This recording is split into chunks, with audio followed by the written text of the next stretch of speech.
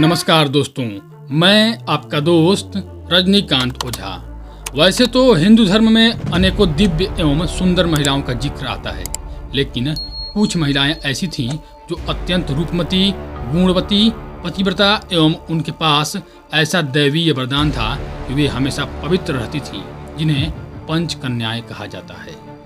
पंचकन्याओं में कहा गया है कि अहिल्या, द्रौपदी, कुंती, तारा, मंदोदरी तथा पंचकन्या स्मृत्यम महापातक नाशक अर्थात अहिल्या, द्रौपदी, कुंती, तारा तथा मंदोदरी, इन 5 कन्याओं का प्रतिदिन स्मरण करने से सारे पाप धुल जाते हैं। अब हम देखते हैं कि इनमें भी सबसे सुंदर कौन थी। द्रौपदी का जन्म एक यज्ञ से हुआ था। द्रौपदी जन्म से ही अति सुंदर और रूपमती थी। सुंदर होने के साथ ही द्रौपदी वैचारिक रूप से भी सक्षम, पवित्र एवं महान थी। द्रौपदी का मूल नाम याज्ञसेनी और दूसरा नाम कृष्णा था। चूंकि वे अग्निकुंड से उत्पन्न हुई थी तथा कृष्ण की तरह श्याम थी, इसलिए उनका नाम कृष्णा पड़ गया था। द्रौपदी के शरीर से निरंतर मादक सुगंध निकलते रहते थे। द्रौपदी की मांसपेशियां मृदु थीं, परंतु क्रोध या युद्ध के समय कठोर और विस्तृत हो जाती थी।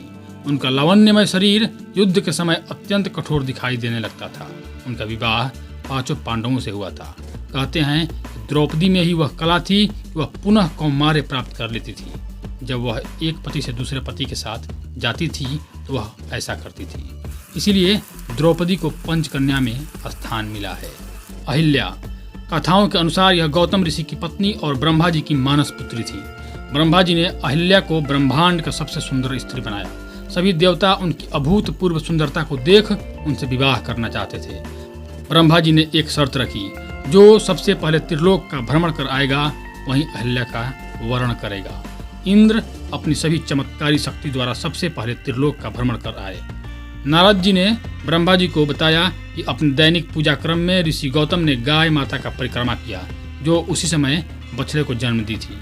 वेदानुसार इस अवस्था में गाय की परिक्रमा करना त्रिलोक परिक्रमा समान होता है। इस तरह अहिल्या जी की शादी अत्रि ऋषि के पुत्र ऋषि गौतम से हुआ। एक बार देवराज इंद्र गौतम ऋषि की अनुपस्थिति में उनका भेष बनाकर उनके कुटिया में जाकर अहिल्या से व्यभिचार करने का कोशिश किए, क्योंकि वे अहिल्या के तेजवान रूप पर काफी आकर्षित थे। तभी गौतम ऋषि वहां आ पहुंचे और उन्होंने अहिल्या को पत्थर बन जाने का शाप दे दिया। महारानी कुंती अर्जुन, भीम और युधिष्ठिर की माता थी। पूर्व काल के अभूतपूर्व सुंदरियों में इनका स्थान आता है। इनका विवाह हस्तिनापुर के महाराज पांडु से हुआ था। कहा जाता है कि कुंती दिव्य सुंदरी थी। इन पे सूर्यदेव का विशेष आशीर्वाद प्राप्त था तथा उनसे उन्हें एक दिव्य पुत्र की प्राप्ति भी हुई थी, जिसका नाम कर्ण था। मंदोदरी, पंचकन्याओं में से एक मंदोदरी को चीर कुमारी के नाम से भी जाना जाता है। मंदोदरी राक्षस राज मायासुर की पुत्री थी। रावण की पत्नी मंदोदरी की मां हेमा एक अप्सरा थी। अप्सरा की पुत्री होने की वजह से मंदोदरी बेहद खूबसूरत थी। साथ ही वह आधी दानव भी थी। भगवान शिव के वरदान के कारण ही मंदोदरी का विवाह रावण से हुआ था। मंदोदरी ने भगवान शंकर से वरदान मांगा था कि उनका पति धरती पर सबसे विद्वान और शक्तिशाली हो। मंदोदरी भी पंचकन्याओं में एक थी।